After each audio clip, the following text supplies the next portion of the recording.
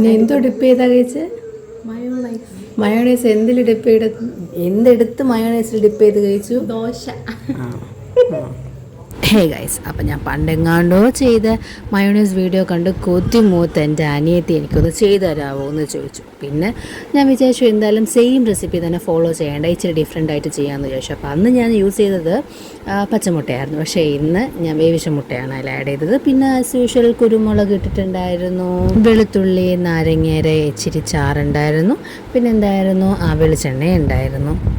ഇത് അടിച്ചുകൊണ്ടിരിക്കുമ്പോഴായിരുന്നു ഉപ്പും പഞ്ചസാര ഇടുന്ന കാര്യം മറന്നു പോയത്. അങ്ങനെ ഞാൻ അടിക്കുന്നതിൻ്റെ ഇടയ്ക്ക് ക്യാപ്പിൽ ഇച്ചിരി ഉപ്പും പഞ്ചസാര ഇട്ട് നന്നായിട്ട് അടിച്ചെടുത്തു.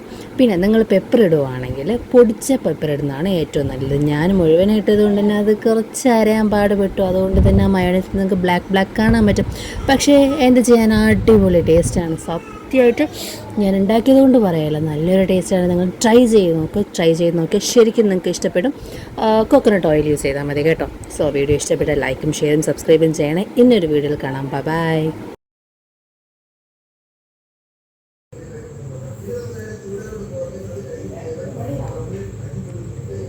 അടിപൊളി, സൂപ്പർ.